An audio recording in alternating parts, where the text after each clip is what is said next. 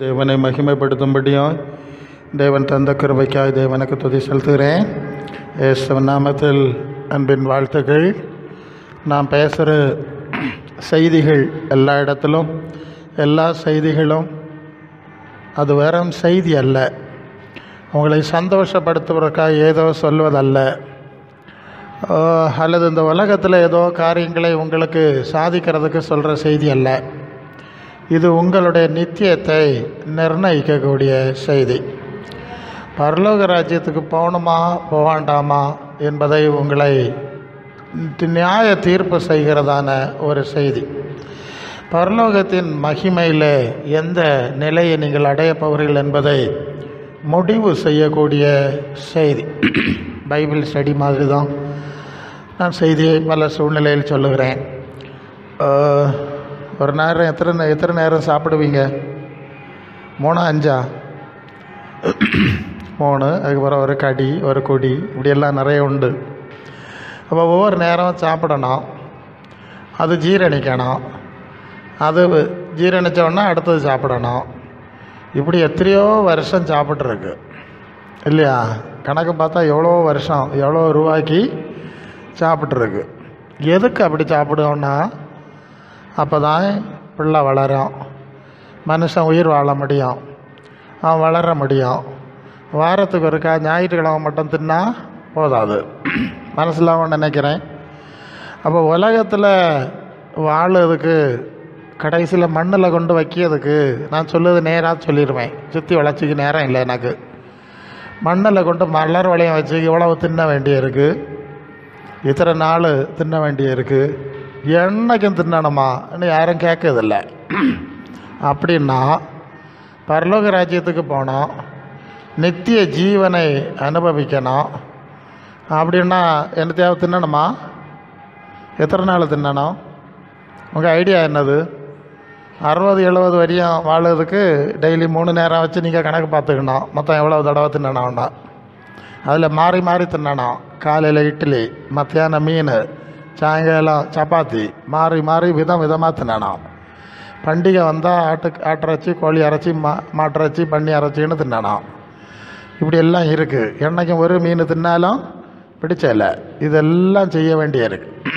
அப்போ பரலோகத்துக்கு போனோன்னா அப்போது ஒவ்வொரு செய்தியும் கேட்டு அது ஜீரணித்து அதுக்கு சத்து உங்கள் உடம்பில் போனால் தான் அந்த வளர்ச்சி உண்டாகும்.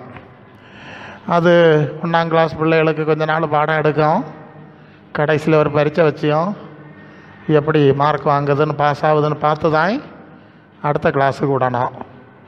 ஒரு வரையும் பள்ளிக்கு போயிருக்கு இல்லையா, அடுத்த கிளாஸுக்கு விட்டுருவோம். அப்படி தான் இப்போ விட்டுட்ருக்காவ. அப்படி இல்லை, பரலோகம் அப்படி நடக்காது. நாம் எதை கற்றோம், எதை புரிந்து கொண்டோம், எதை நிச்சயப்படுத்தினோம், அந்த அடிப்படையில் எப்படி வாழ்ந்தோம் என்ற அடிப்படையில் தான் நம்முடைய நித்தியத்தை நாம் அடைய போகிறோம். அதனால் இந்த செய்திகள் மிகவும் முக்கியமானது. இப்போ எனக்கு முடிஞ்ச வரைக்கும் நான் எல்லா செய்தியும் ரெக்கார்ட் பண்ணுறேன், நெட்டில் அப்லோட் பண்ணியிருக்கேன். செல்வின்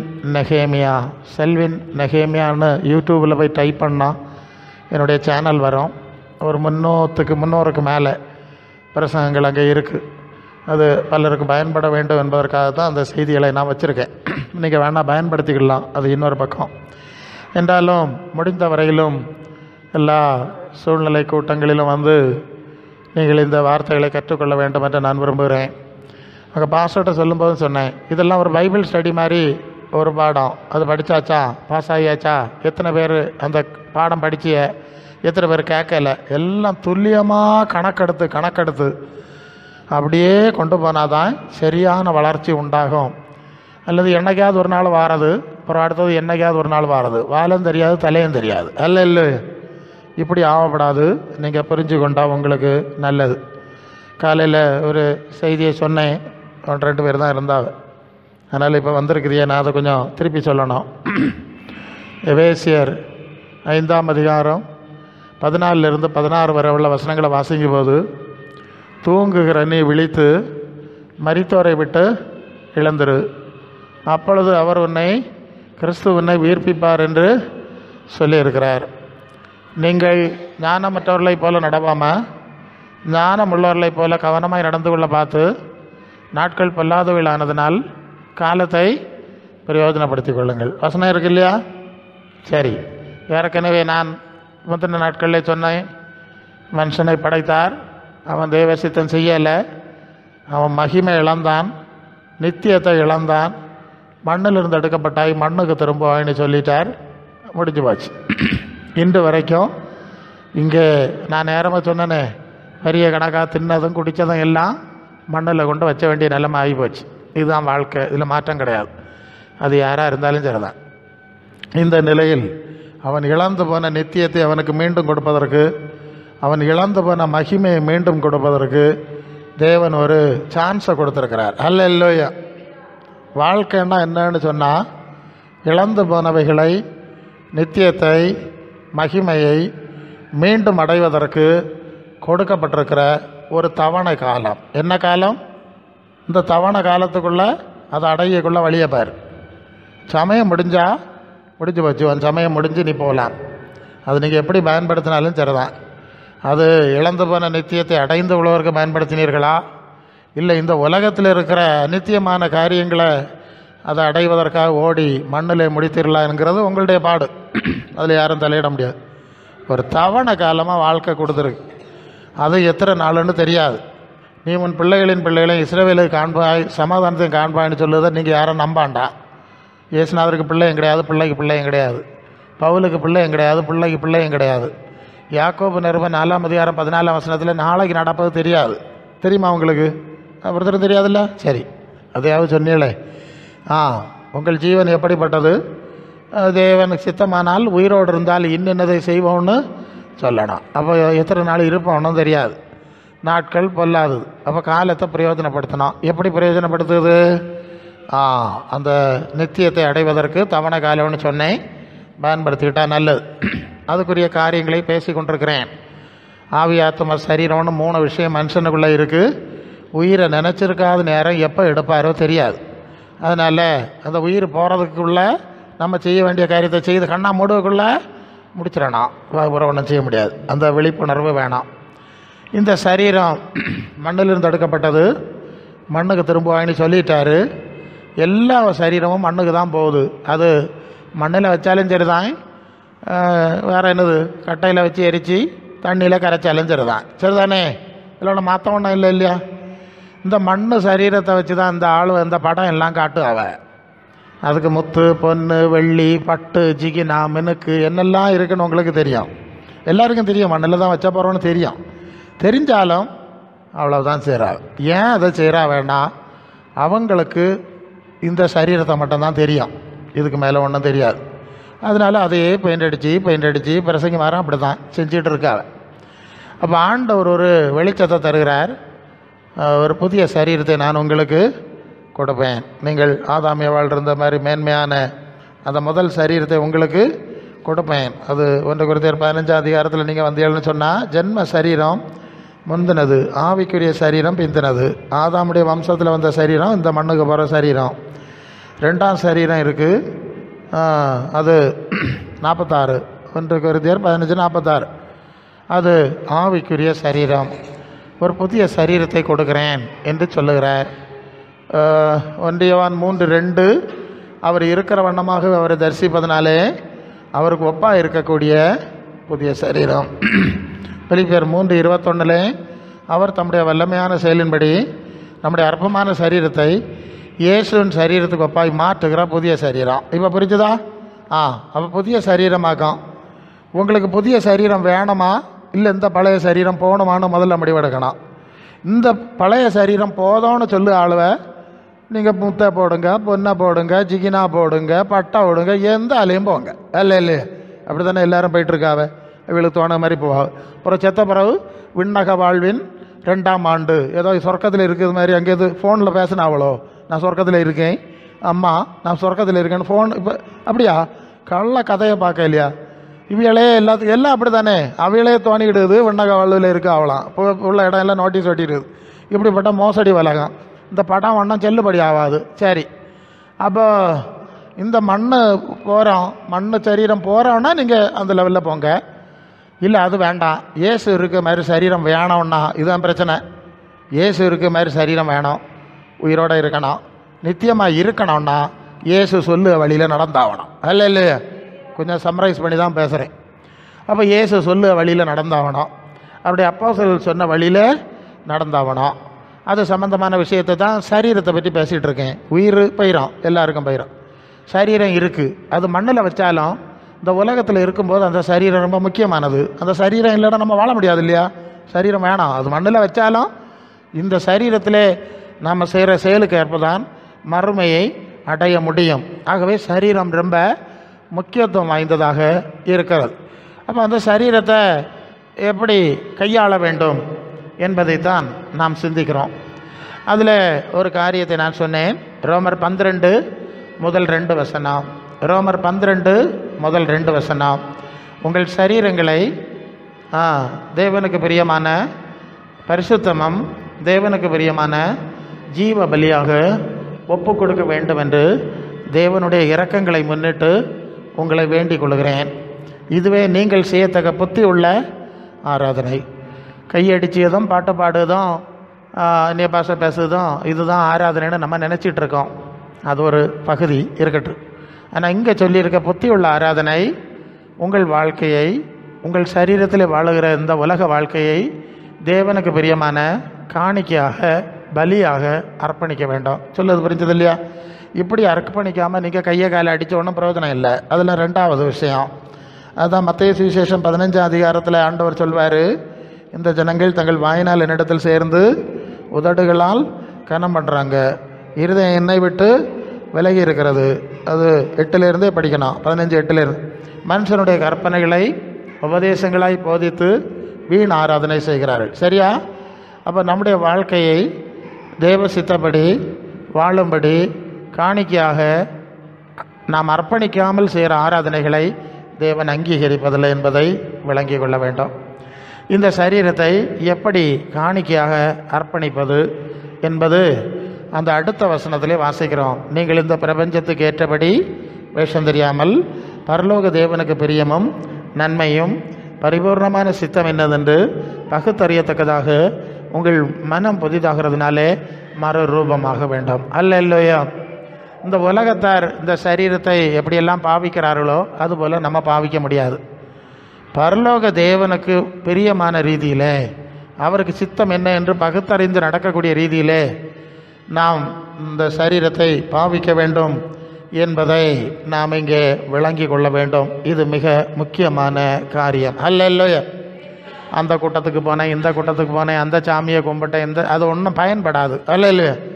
முதலாவது இந்த வாழ்க்கையை நீ பரலோகத்தின் தேவனுக்கு ஏற்ற ரீதியில் வாழ்ந்தாயா? இந்த சரீரத்தை பற்றி தான் பேசுகிறேன்.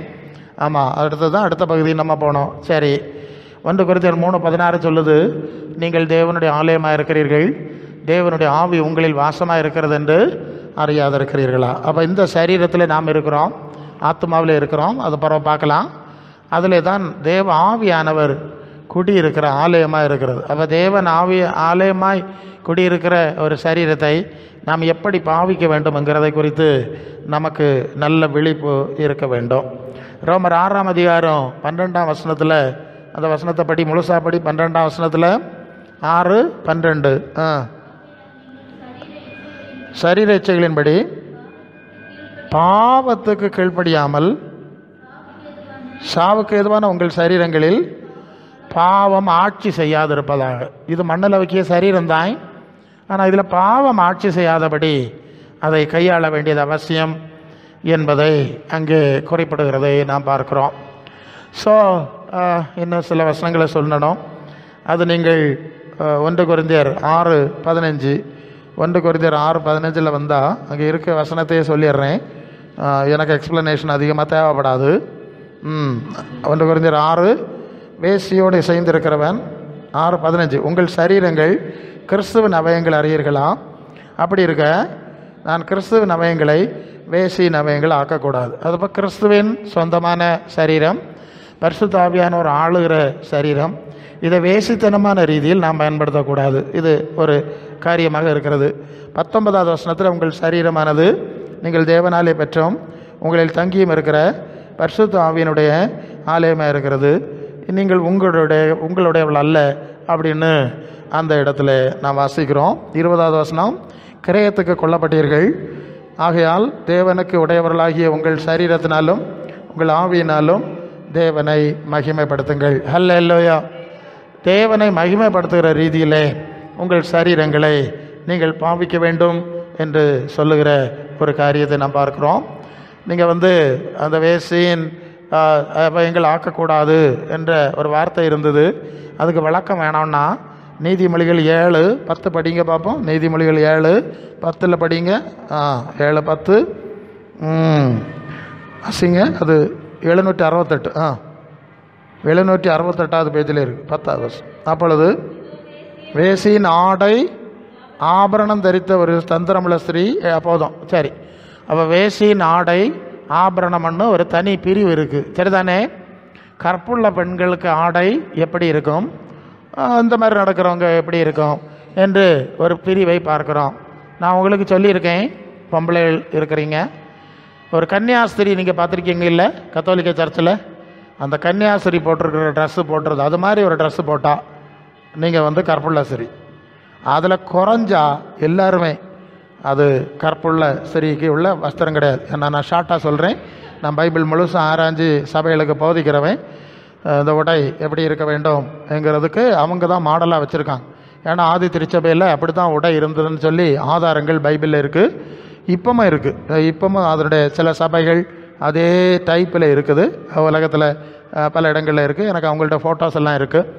ஸோ எதுக்கு சொல்ல வருகிறேன், அதுதான் முழுமையான பெண்களுக்கு உடை.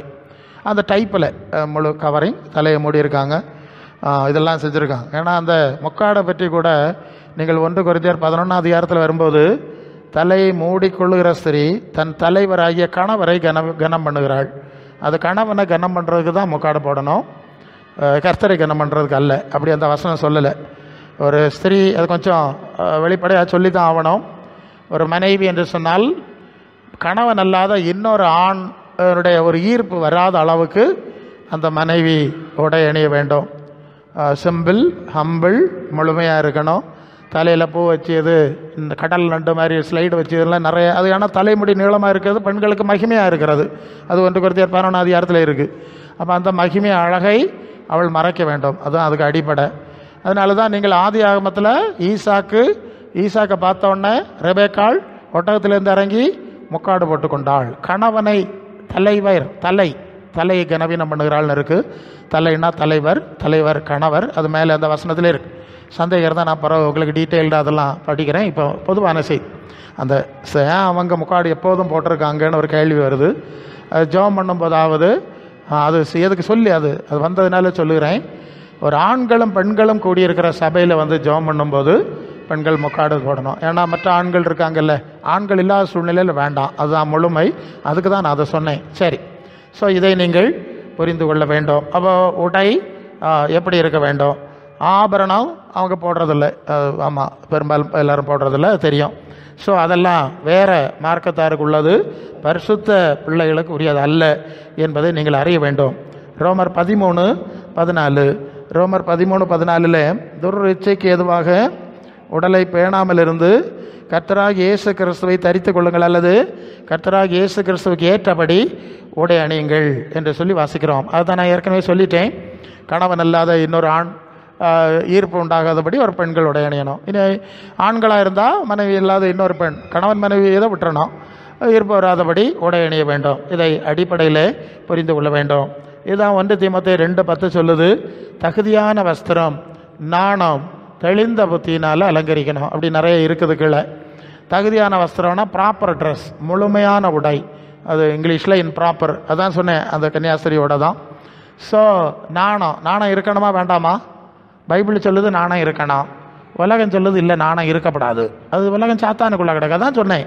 நாம் தேவ பிள்ளைகளாக வாழணும்னா இது சாத்தானுடைய ஆட்சின்னு இருந்த உலகத்தில் இருக்கோம். இங்கே இருக்க சிஸ்டம் வேறு, உலகத்துக்கு சிஸ்டம் வேறு. சரி, அப்போ சொல்லியிருக்கு தெளிந்த புத்தி வேணாம், அப்படி நடந்து கொள்ள வேண்டும். அதாவது இந்த சரீரத்தை தேவனுக்கு வந்த காணிக்கையாக நாம் எப்படி அர்ப்பணித்து வாழுவது என்பதை நீங்கள் புரிந்து கொள்வதற்காக இந்த செய்தியை நான் உங்களுக்கு சொல்கிறேன். நான் காலையில் ஒரு உதாரணம் சொன்னேன், அது உங்களுக்கும் சொல்லுகிறேன். எனக்கு ஒரு 22 23 வயசு இருக்கும்னு நினைக்கிறேன். நான் திருவண்ணாமலை மாவட்டத்தில் ஒரு உறவினர் வீட்டிலே நின்று கொண்டிருந்தேன். அவங்களுக்கு புரிஞ்சு, அப்போ சிலது ஓமையாக சொன்னால் தான் புரியும், அதுக்கு தான் சொன்னேன். ஏன்னா ஆண்டவர் அதை படிப்பித்த விதம். அப்போது 4 மணி சமயத்துக்கு நான் அந்த வாசலில் நின்று, ஃப்ரண்டில் ஒரு ரோடு போகுது, அந்த ரோடை நான் பார்த்துட்டு நிற்கிறேன். ஏன்னா வெயில் பயங்கரம், சூடு, அப்படி கொஞ்சம் காற்று வரும்னு அதில் நிற்கிறேன். அந்த பக்கத்தில் ஒரு பிரைமரி ஸ்கூல் இருக்குது. அந்த ஸ்கூல் விட்டு பிள்ளைகள்லாம் வீட்டுக்கு போயிட்டுருக்குறான். ஸோ எல்லா பிள்ளைகளும் ஒரு டைப்பில் இருக்குது. ஒரே ஒரு முஸ்லீம் கேர்ள், முஸ்லீம் பிள்ளைகள் தெரியும் இல்லையா, இஸ்லாம், அந்த பிள்ளை மட்டும் வித்தியாசமாக முழுமையாக உடை அணிஞ்சிருக்கு. அதை பார்த்தோன்னே நான் அப்போ பைபிளெல்லாம் ரொம்ப ஆராய்ஞ்சு படித்து அப்படியே நடக்கிற காலம். அப்போ பைபிளில் நான் என்ன இந்த வசனையெல்லாம் சொன்னேன்ல, இந்த இதெல்லாம் கரெக்டாக அந்த பிள்ளை தான் கடைப்பிடிச்சிருக்கு, மற்றவங்க கடைப்பிடிக்கலை. அவங்க வேறு பீப்புள் தான், மக்கள் தான். அப்போ எனக்கு தோணுச்சு, நம்ம பைபிளில் இருக்கக்கூடிய இந்த காரியம் இவங்களுக்கு எப்படி தெரியும்?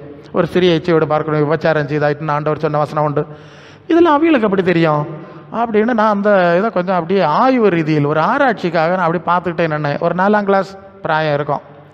ஒரு குறிப்பிட்ட தூரம் வந்தோடனே இன்னொரு அந்நிய ஆம்பளை தன்னை பார்க்குறத அந்த பிள்ளை பார்த்துட்டு மனசிலாக்கிட்டு, நான் பார்த்ததை உடனே என்ன செஞ்சுன்னா, இங்கே ஒரு முக்காடு போட்டுறதில்ல, இதை இப்படி இழுத்து இங்கே வர போட்டுட்டு இப்போ மொத்தமாக மறைச்சாச்சு. இங்கேயும் சிலர்லாம் முகத்தை எல்லாம் மறைச்சிட்றாங்க, நீங்கள் பார்க்குறீங்களே முஸ்லீம்ஸ், இஸ்லாமியர். எனக்கு தூக்கி வாரி போட்டு நான் வீட்டுக்குள்ளே போய் ஜன்னல் ஓடி பார்த்துட்டு இருந்தேன், என்னடா நடக்குதுன்னு பார்த்தா, எனக்கு கண்ணு பார்வை தெரிய தூரம் வரை அந்த ரோடை நேராக போகுது.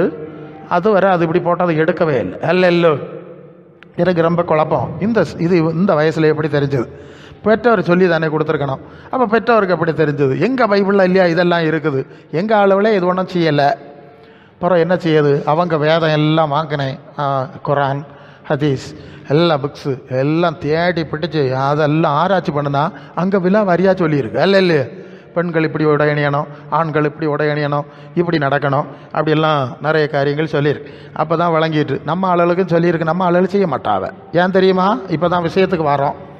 இயேசுநாதருடைய மார்க்கமை ஒரு பொய்யான மார்க்கமாக, ஒரு மோசடி மார்க்கமாக, அது இயேசு சொல்லியிருக்கிறது வேறு, இங்கே பரப்பப்பட்டிருக்கிறதுங்கிறது எனக்கு ஒரு 15 வயசுலேருந்தே நான் பைபிளை படிக்கும்போதே மனசிலாக்கிட்டேன்.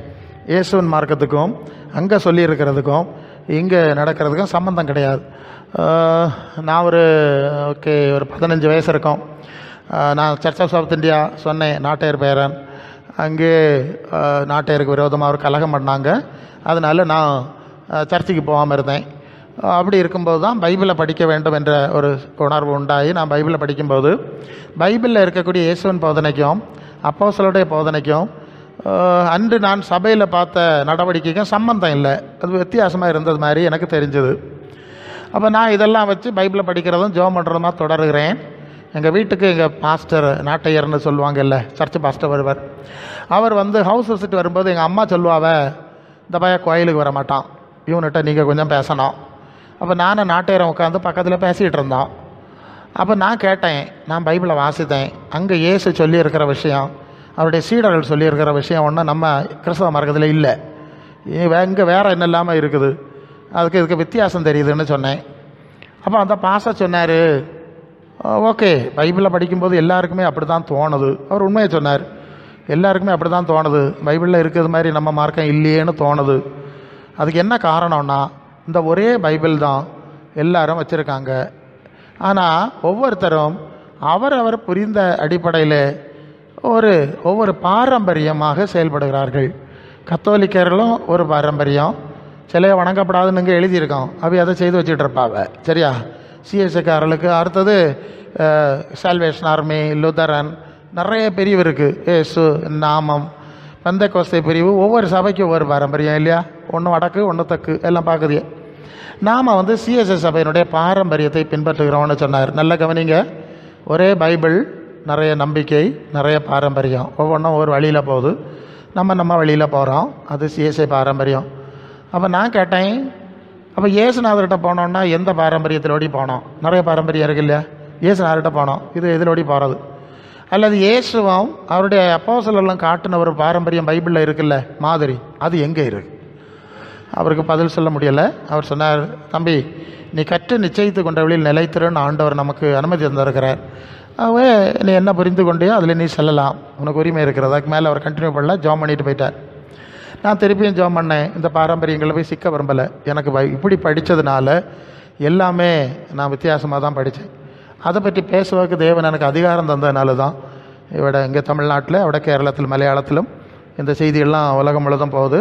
ஃபேஸ்புக்கு, யூடியூபு, வாட்ஸ்அப்பு வழியாக எல்லாம் அனுப்பிட்டு இருக்கிறேன். அன்புக்குரியவர்களே, இயேசு இருக்கிற இடத்துக்கு போனோன்னா அவர் சொன்னது மாதிரி கேட்கணும், அவர் செஞ்சது மாதிரி செய்யணும். அவருடைய சீடர்கள் காட்டின வழியில் நடக்கணும். அதுக்குரிய வசனங்களை தான் நான் உங்களுக்கு சுட்டி காட்டினேன். நான் சொல்லுவது புரியுதா? சும்மா மற்றவர்களை பரியாசம் பண்ணிட்டோன்னா நடக்கப்படாது.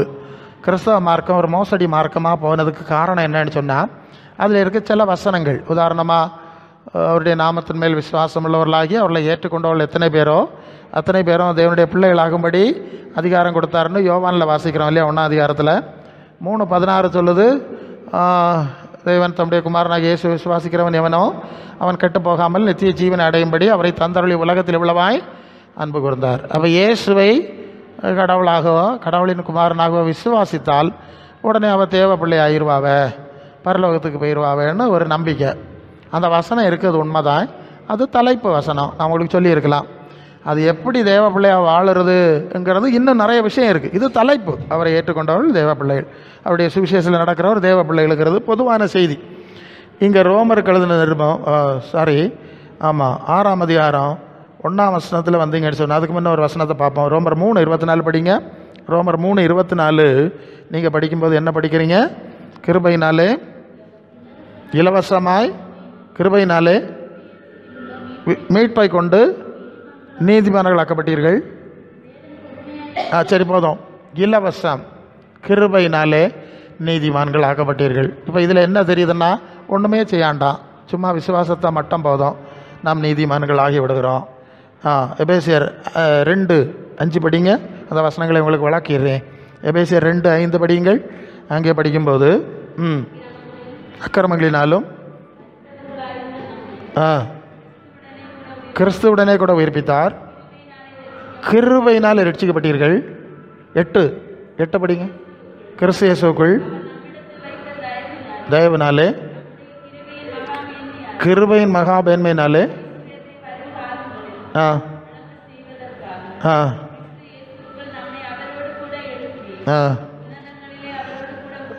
சரி, அந்த 2 பேசியர் 2:5 8 தானே வாசித்தீங்க நீங்கள்?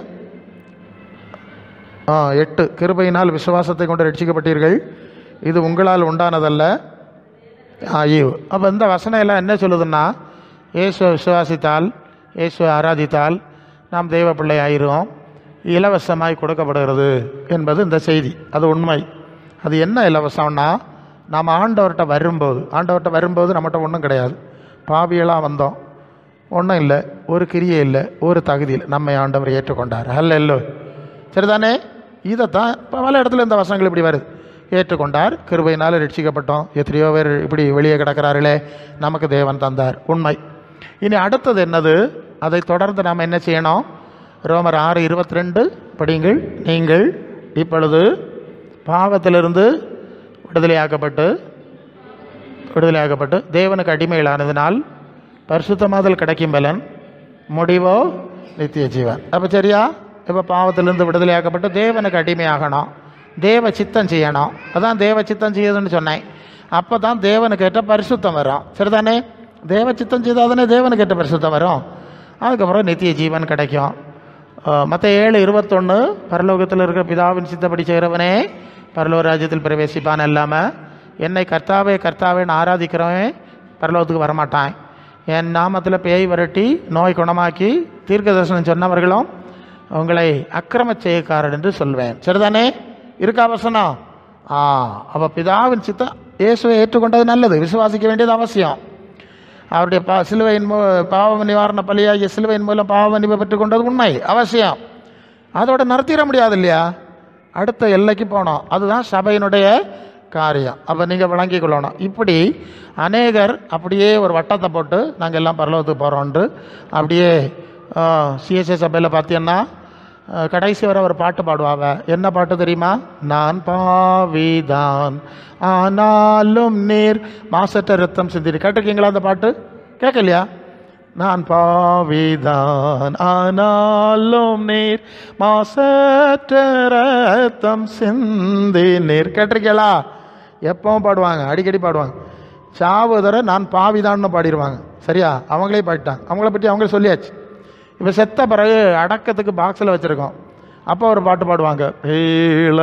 ஓண்ட மாலை போகலிடம் தாருமே, பக்கம்பட்ட காயமும் பாய்ந்த செந்நீர் வெள்ளவும் பாவ தோஷம் யாவையும் போக்கும்படி, பாவ தோஷம் யாவையும் போக்கும்படி ஆரோளும். உங்களுக்கு என்ன மனசிலாச்சு?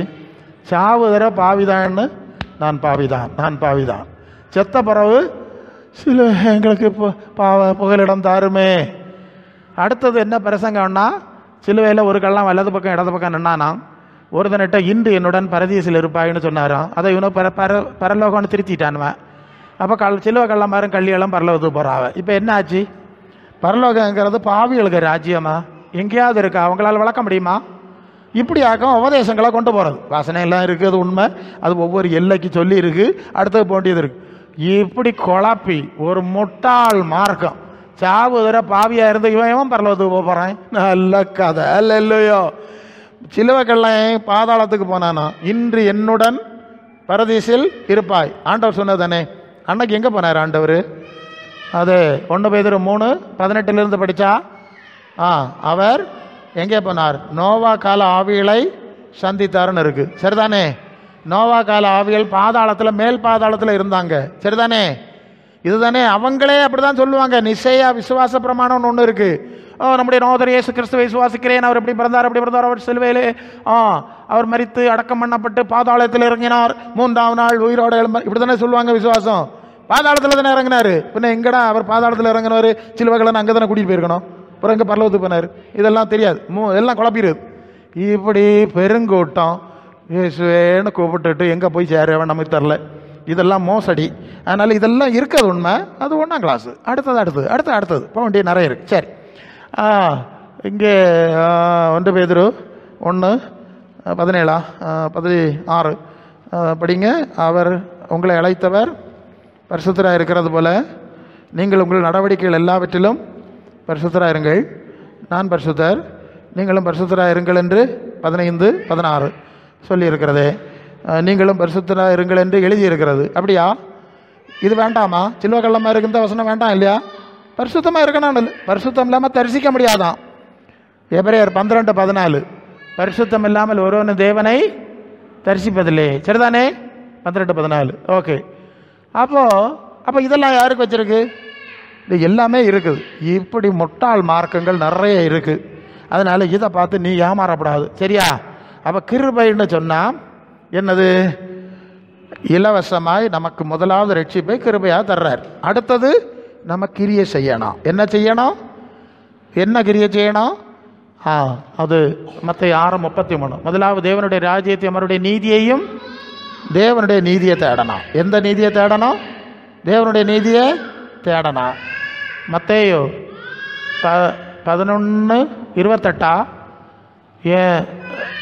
நீங்கள் என் நுகத்தை உங்கள் மேல் ஏற்றுக்கொண்டு என்னிடத்திலே கற்றுக்கொள்ளுங்கள், அப்பொழுது உங்கள் ஆத்துமாக்களுக்கு இளைப்பாறுதல் கிடைக்கும். சரிதானே? அப்போ தேவனுடைய நீதியை தேடணுமா தேடாண்டாமா? இயேசு கிறிஸ்துவிட்ட பாடம் படிச்சணுமா படிச்சாண்டாமா? சொல்லுங்க. இந்த வசனம் எல்லாம் யாருக்கு வச்சிருக்கு? 2 கொரிந்தியர் 7:1 மாம்சத்திலும் ஆவியிலும் உண்டான எல்லா அசுசியும் நீங்கள் நம்மை சுத்திகரித்து கொண்டு பரிசுத்தமாகுதலை தேவ பயத்தோட பூரணப்படுத்த கடவோம். இருக்கா? அதனால தான் சொன்னேன். இப்படி நிறைய இந்த மார்க்கம் எல்லாம் தண்ணியில் முங்கினா போகிறோம், தெளிச்சா போகிறோம், அந்நிய பாஷை பேசினா போகிறோம்னு சொல்லி ஜனங்களை ஏமாற்றிட்டு இருக்காவ. இதுக்கப்புறம் ஒன்றுமே கிடையாது. அது பழைய பாவியாக தான் இருக்குது. நல்லா கவனிக்கணும். பாவிகளாக இருந்தபோது கர்த்தர் நம்ம ஏற்றுக்கொண்டார், அது உண்மை.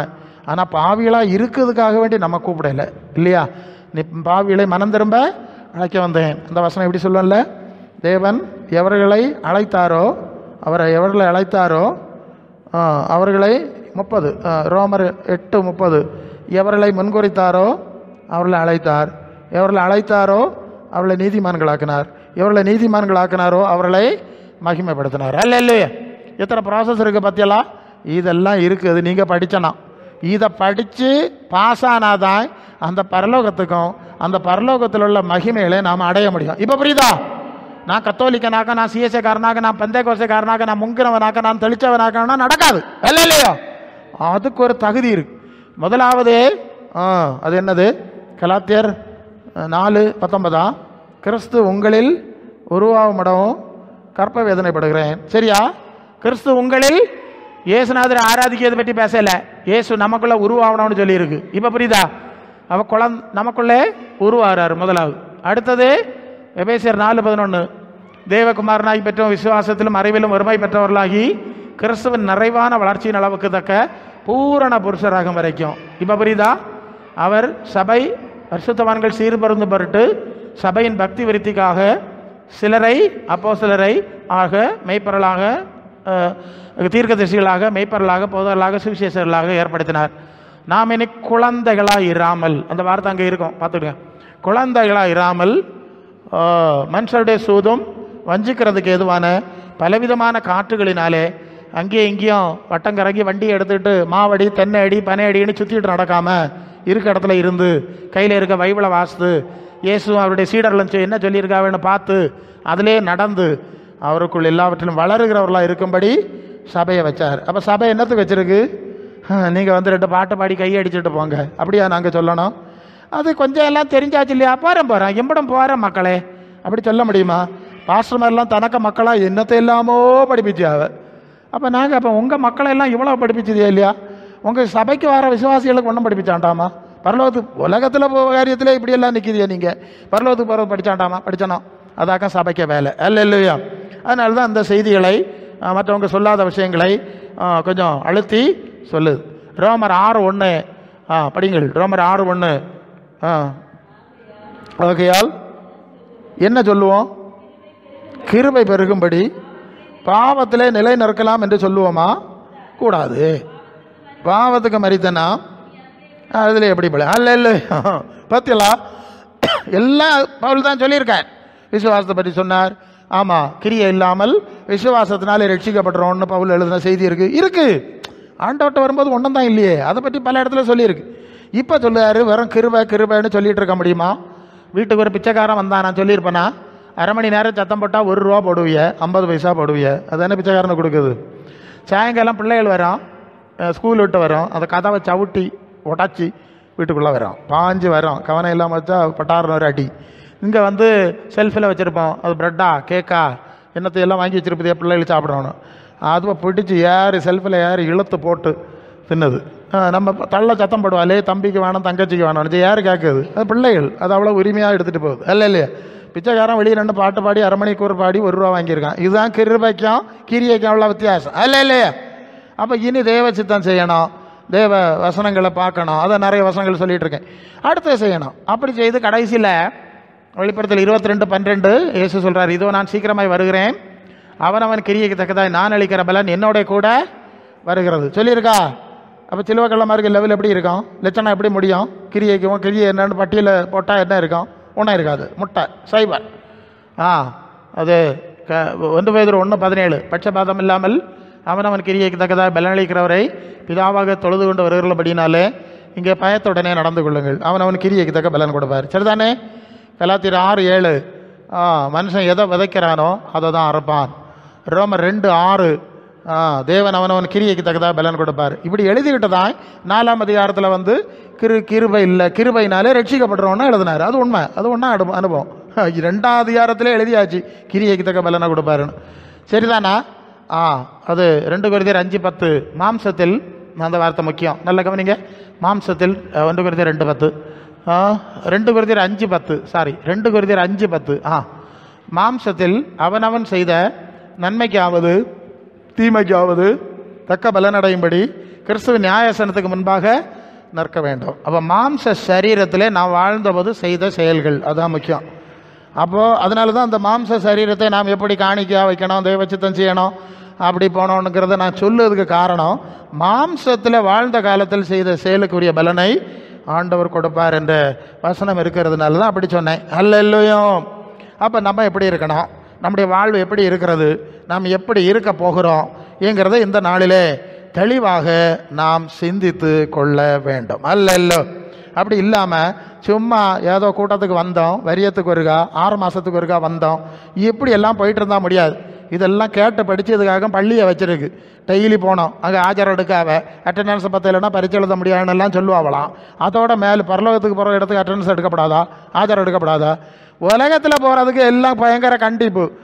9 மணிக்கு போகிறதுக்கு 9:30 போனாலும் வெளியே நெல், கொப்பனை கூட்டிகிட்டு வா, கொம்மையை கூட்டிகிட்டு வா சொல்லுவாவே இல்லையா? அப்போ பரலோகத்துக்கு போகிறது அது சும்மா திறந்து கிடக்க வீட்டில் நான் நுழையாது மாதிரி, அப்படி அர்த்தமோ? அப்படி தான் இப்போ ஆளுவையில் நினச்சிருக்காங்க. இதுக்கு எல்லாம் 1ஆம் கிளாஸு கல்யாணம் ஆகணும்னு சொன்னால் 3 மாதத்துக்கு முன்னாலே எல்லாத்தான் ரெடி ஆவாவ, நேரம் விடியக்கு முன்னாலே பட்டு எல்லாம் கொடுத்து ரெடி ஆவாவ. ஆண்டவர்கிட்ட படித்தனோன்னா அது பார்க்கலாம், நம்ம கொஞ்சம் பிந்தி போகலாம். ஆமாம், செப நேரத்துக்கு போன அப்புறம் கடைசியில் ஒரு செபம் மட்டும் அடிச்சுக்கிட்டு பறந்துடணும். இல்லை இப்படியெல்லாம் இருக்கக்கூடாது. சரி, நீங்கள் புரிஞ்சுக்கிட்டா நல்லது தான். இப்படி காரியங்கள் இருக்கிறது. அப்போ ஆண்டவருக்கு பெரியமாய் இந்த சரீரத்தை நாம் எப்படி பயன்படுத்துவது என்பதை நீங்கள் தெளிவாக இருக்கணும். இது பரலோகத்துக்கு போகும்போது கிறிஸ்தவன், இந்து, முஸ்லீமு இந்த வேறுபாடு ஒன்று அங்கே இருக்காது. இல்லையா? கிறிஸ்தவர்களுக்குன்னு ஒரு பேரே அங்கே இருக்காது, பார்க்காண்டாம். ஆண்டவர் சொன்னார், நான் சொன்ன வசனமே நியாய தீர்ப்பின் நாளில் அவனை நியாயம் தீர்க்கும். அது மட்டும்தான் உண்டு. அல்ல இயேசு சொன்ன வார்த்தைகள் மட்டும்தான் இருக்கும். அது யார் எங்கோடி நீங்கள் கேட்டியலோ கேட்கலையோ அது அன்னைக்கு தான் தெரியும். அப்போ அதுக்கு ஏற்ப, அதனால தான் இயேசு சொன்ன வார்த்தை, அப்போஸ்தலர் சொன்ன வார்த்தைக்கு ஏற்ப நாங்கள் செய்தியை சொல்லணும். செய்தியை சொல்லி உங்களை புரிய வச்சு, அப்படியா காரியம் எப்படி இருக்கிறதா அப்படின்னு சிந்திச்சு பார்த்து, அப்போ என்ன செய்யுது? நீங்கள் ஜெபம் பண்ண ஆண்டவர்கிட்ட என்னென்ன செய்யணுமோ செய்து பரிசுத்தத்தில் பூரணமடைய நீங்கள் தயாரானா, கண்ணை மூடுனா சந்தோஷமாக ஆண்டவர்கிட்ட போகலாம். இல்லைன்னா ஆண்டவர் வந்துட்டாருன்னா உங்களை கூட்டிகிட்டு போவார். அப்படி இல்லாமல் சும்மா கூட்டத்துக்கு வந்து போகிற ஆளுகளெல்லாம் கூட்டிகிட்டு போகிற ஏற்பாடு ஒன்றும் கிடையாது. பாருங்கள், இதில் நடந்தவர்களே அல்லோ பரிசுத்த ஆவியானவரும் இப்படி அநேக காரியங்களை நமக்கு கற்றுக் கொடுப்பார். நீங்கள் இப்போ ரோமர் 6ஆம் அதிகாரம் 19வது வசனத்தில் வந்தீங்கன்னா அங்கே என்ன சொல்லுது? ரோமர் 6:19 நீங்கள் வரும்போது, உங்கள் மாம்ச பலவீனத்து நிமித்தம் மனுஷர் பேசுகிற விஷயமாய் பேசுகிறேன், அக்கிரமத்தை நடப்பிக்கும்படி முன்னே நீங்கள் உங்கள் அவயங்களை அசுத்தத்திற்கும் அக்கிரமத்திற்கும் அடிமைகளாக ஒப்பு கொடுத்தது போல இப்போது பரிசுத்தமானதை நடப்பிக்கும்படி உங்கள் அவயங்களை நீதிக்கு அடிமைகளாக ஒப்பு கொடுங்கள். நல்லா கவனிச்சுங்க. இயேசுநாதரை தெரியக்கு முன்னால் உலக வழக்கத்தில் எல்லாம் நடந்துட்டோம், உலக வழியிலெல்லாம் நடந்துட்டோம். ஏன்? நீங்கள் எபேசியர் 2:2 அங்கே என்ன வாசிக்கிறீங்க? இந்த உலக வழக்கத்தின்படியாக கீழ்ப்படியாமையின் பிள்ளைகளிடத்தில் இப்பொழுது கிரியை செய்கிற ஆகாயத்து அதிகார பிரிவின் ஆவிக்கு ஏற்றபடி நடந்து கொண்டு வந்தீர்கள். வசனம் இருக்கா? உலக வழக்கம்லாம் பிசாசுக்கு ஆவியினால் இயக்கப்படுது. ஒவ்வொரு ஃபேஷன் ஃபீவர் இஸ் ஸ்ப்ரெட்டிங். ஆமாம், ஃபேஷன் காய்ச்சல் பரவுதான். ஒரு இதில் ஒரு கேரி பேக்கில் எழுதியிருந்ததை பார்த்தேன். சரி, இப்படி உலக அம்பலம் பிசாசுக்குள்ளே கிடக்கு. அங்கே உள்ள நடவடிக்கை எல்லாம் அதுக்கு ஏற்ப இருக்குது.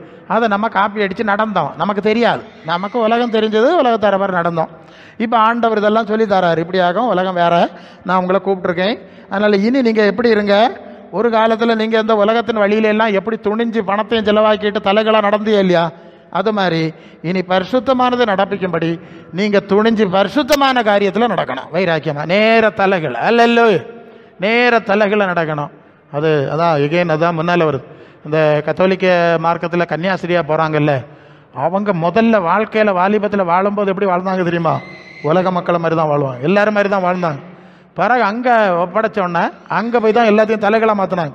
இப்போ அதே உலகத்தில் நேர தலைகளாக வாழ்ந்தாங்க. பார்க்குறீங்கல்ல, முதல்ல வாழ்ந்தது ஒன்று, அவங்க வேறு விதம். ஏதோ ஒரு கட்டத்தில் நான் கன்னியாஸ்திரியாக போகிறேன்னு சப்மிட் பண்ணிட்டாங்க. ஸோ அங்கே போனாங்க, அங்கே போய் இப்படி தான் இருக்கணும் அப்படின்னு படித்து கொடுத்துட்டாங்க.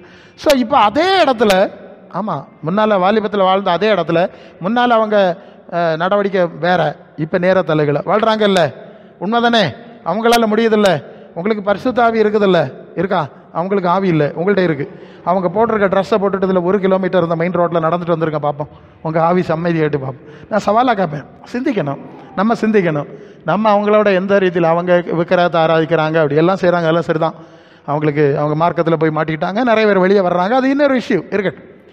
ஆனால் நமக்கு ஆவியெல்லாம் இருந்து பரிசுத்த சந்ததின்னு சொல்லுறதுக்கு நமக்கு யோக்கியதாக இருக்கா, தகுதி இருக்கா? கிறிஸ்தவ மார்க்கத்துக்கு வந்து தகுதி இருக்கா? இல்லை.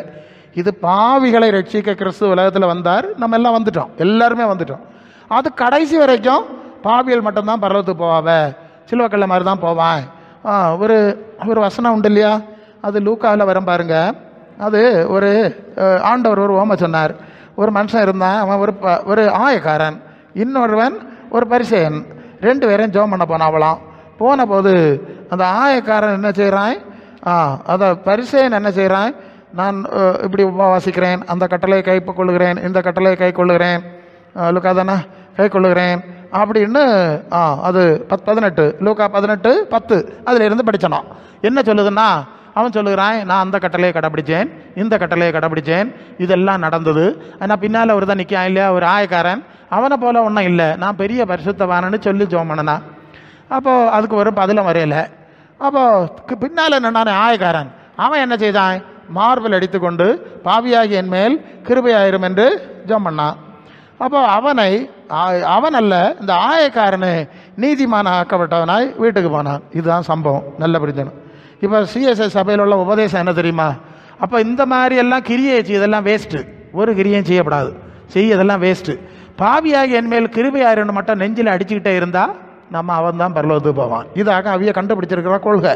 அந்த வசனம் என்னத்தை சொல்லுது, அது 18ஆம் அதிகாரத்தில் முதலாவது என்ன சொல்லுதுன்னா 9வது வசனம், தங்களை நீதிமான்கள் என்று நம்பி மற்றவர்களை அற்பமாக எண்ணின சிலரை குறித்து அவர் சொன்னது உவமை. கடைசியில் என்ன சொல்லுது, அதாவது தன்னை தாழ்த்துகிறவன், 14ஆம் வசனம், தாழ்த்துகிறவன் உயர்த்தப்படுகிறான், உயர்த்துகிறவன் தாழ்த்தப்படுவான். சரியா, அதுக்காக இந்த உவமை சொன்னது. நீங்கள் செஞ்சதெல்லாம் சரி, ஏன்னா அவனுக்கு போட்ட கட்டளை அவன் செஞ்சாவணும் இல்லையா, நியாய பிரமாணத்தின்படி அவனுக்கு கொடுத்த கட்டளையை அவன் நிறைவேற்றி ஆக வேண்டும், அதில் ஒன்றும் சந்தேகம் கிடையாது. அதனால் அவன் செஞ்சாவணும், அவன் செஞ்சான், ஆனால் பெருமை அடிச்சிட்டான், அதான் பிரச்சனை. மற்றவன் பாவியாக வந்தான், எனக்கு கிருபை தரோன்னு கேட்டான், கிருபை. ஓகே, இது மாதிரி பாவிகளாக இருந்த நம்மெல்லாம் வந்துட்டோம்.